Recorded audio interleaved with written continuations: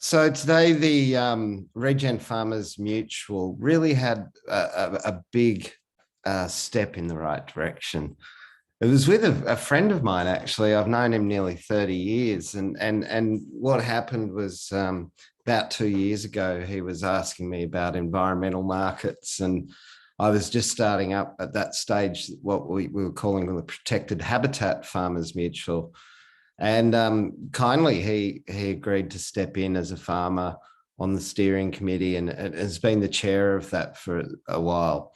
So he's certainly, been progressing in his understanding of environmental markets for at least 2 years. And so when we had the success that we had today with him, it really goes to show the method.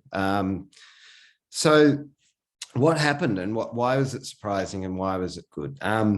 So Jim had known or had in his head a plan in order to make the most out of the environmental markets. And so when we met within the capacity of the environmental farm assessment, we got to understand his plan. We mapped his assets. We took a look at the farm through carbon and biodiversity and native species lenses.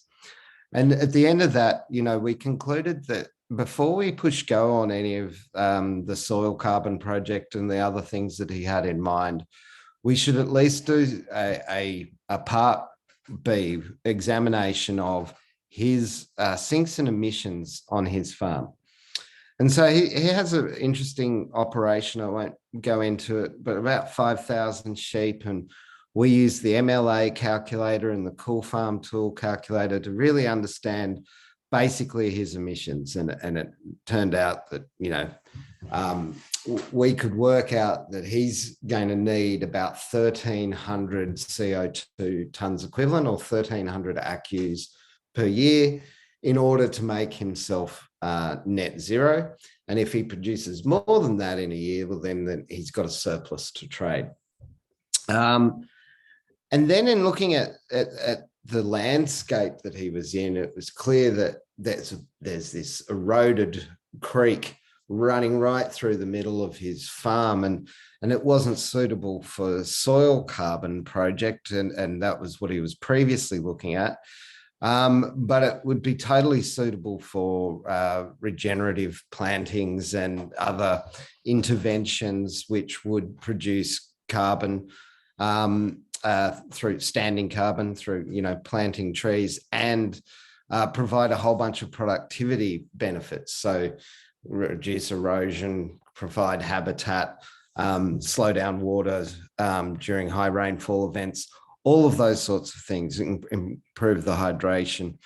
And that, just by putting that 52 hectares in, he would be able to create for him a bit of a surplus, plus make sure that he had his own carbon neutrality sorted out. And so from here on, we're now, having gone through an environmental farm assessment and a sinks and emissions assessment, we've been able to look with fresh eyes at his farm, at his requirements, at his assets, and we've come to a conclusion that's significantly different to the one that he walked in with. And and safer, and has now some gross margin attached to it. So he understands the project costs over the lifetime are $200,000, but that this has got a 5-year repayment on capital costs, plus he'll be carbon neutral going forward and have a surplus, and potentially a larger surplus as he does more things, more activities.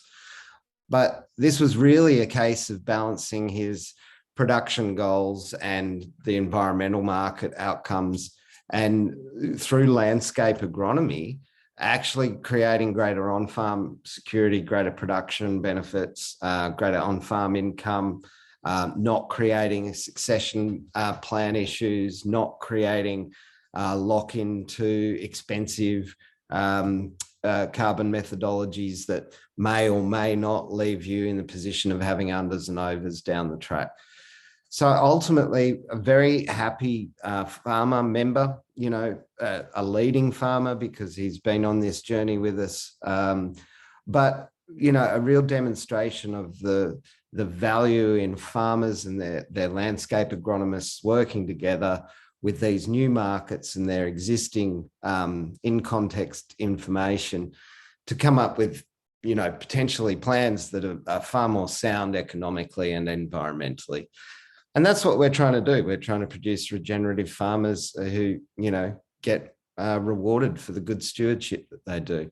And in Jim thinking through what he's on about and the plan that best achieves that, which was made possible essentially through just a couple of 2-hour sessions with a landscape agronomist. So really exciting times. Bye now.